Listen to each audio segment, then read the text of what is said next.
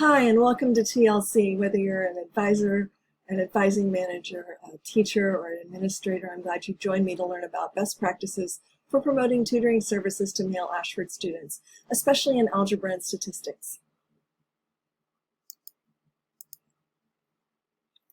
Male Ashford students reach out in disproportionately low numbers to free online tutors in subjects like algebra and statistics, and in some years they've reached out in disproportionately low numbers to the online tutors, even in other subjects. So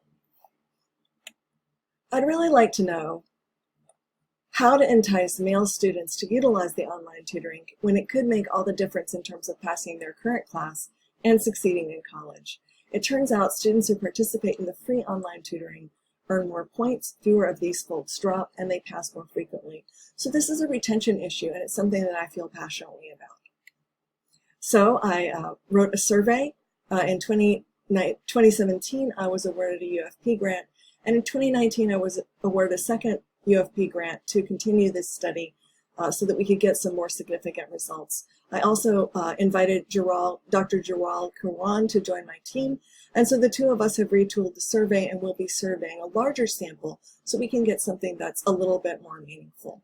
We want to gain insight into student views, especially male student views, of academic tutoring in general and algebra tutoring or tutoring in subjects like algebra and statistics.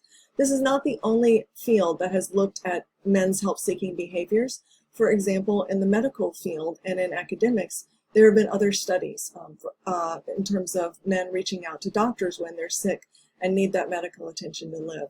So it's something that's been done before. Our survey is the 24-question survey, and 20 of those questions use a five-part Likert scale. We'll see an example of that here. And the other questions are multiple choice. So what would motivate students to utilize tutoring? This is something I was really wondering about. What would make the difference if somebody was on the fence?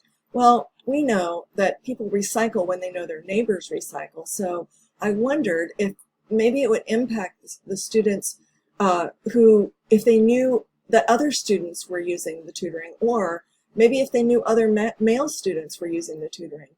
So half of the participants in the survey will be asked questions like this in 3 or so of the, I think it's 3 of the 24 questions.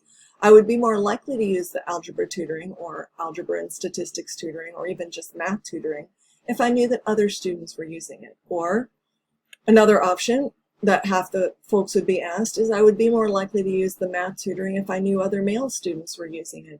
We could see if students are influenced not just by knowing that others are using it, but others who share certain aspects in common with them. So it might make a difference to know that other men are using it as opposed to simply knowing that other students are using it. There are other factors we're considering and investigating in the survey as well. The attitudes of tutoring users, like if they think that tutoring is for people who aren't very smart, maybe the student doesn't want to be associated with something like that. I've also heard folks say that they've projected attitudes toward tutoring users and said that they thought that their instructor would be, looking at their particular knowledge and think, oh, I don't know the material. So if the student thinks that the teacher will think ill of them, or in one case, even a bunch of people in a group that that person belonged to, then maybe they will be hesitant to use the tutoring.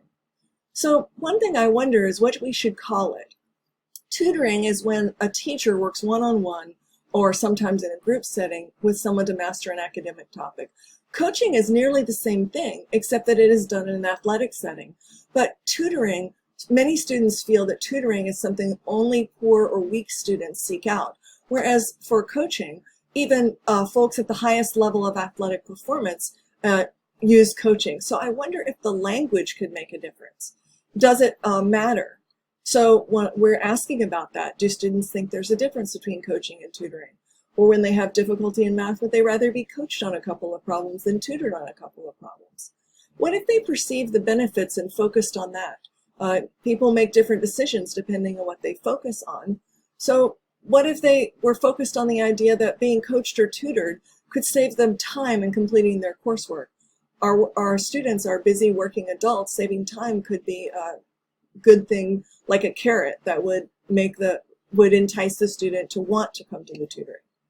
There could be classroom factors. In some English classes, very few points are earned if the student goes to tutoring for the first time. We could try that in our math class. So one of the questions I'm asking is, would the student be more likely to use the tutoring or coaching if they earned points for it? What about attitudes about math itself? If the student feels that learning math won't have much to do with their life outside of college, or learning math is more about natural talent than hard work, maybe the tutoring doesn't sound so appealing. What else might motivate male students to utilize the math tutoring? Here's a little sum up. It could be knowing that others use or benefit from the tutoring, whether it's any student or just specifically male students. It could be their looking at attitudes toward tutoring users.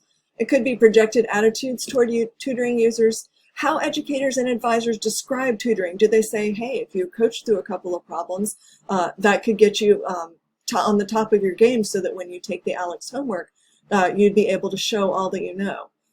Would classroom factors such as points being earned or stressing the time-saving aspect, would these sorts of things or student attitudes toward learning math, algebra, or statistics, would these things impact the situation?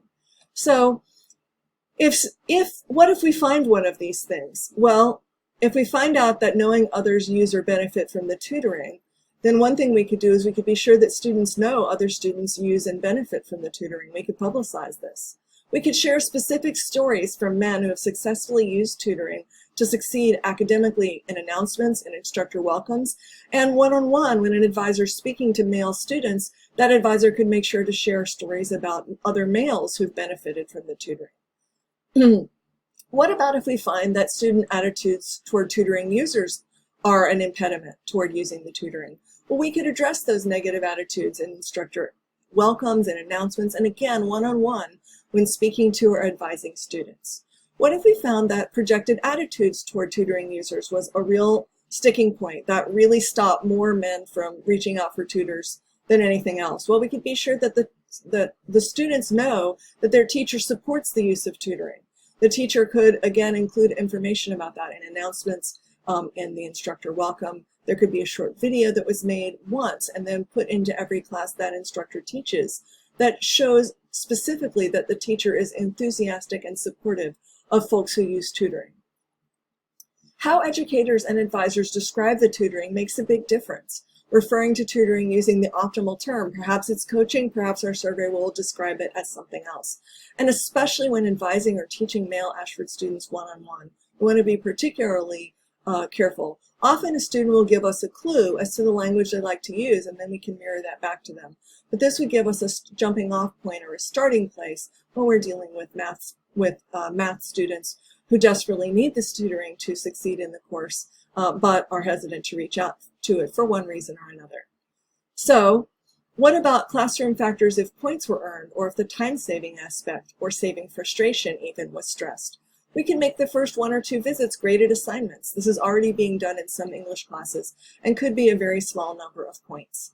We can mention the time-saving aspect of tutoring in instructor welcomes and one-on-one when speaking to or advising students. We could talk about a specific story about a student.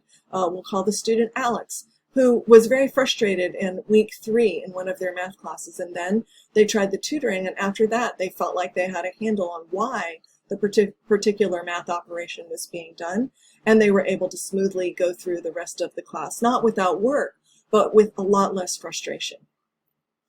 Student attitudes toward the learning the subject matter could matter as well.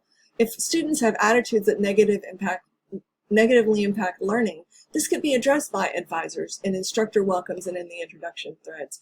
And who knows what else we may discover. Our survey is in communications review, and as soon as it's done, we'll be sending it out to the students, many male students, not every male student, but many male students at Ashford. I want to thank my co-researcher, Dr. Jaral Kawan, who together with myself rewrote the survey and will be tackling the statistical analysis. And along the way, Dr. Bethany Haywood, Dr. Jim Hardy, and Dr. Lorraine Devos-Combi provided invaluable assistance. So thank you to each and every one of you. So our status update is the revised survey is under communications review.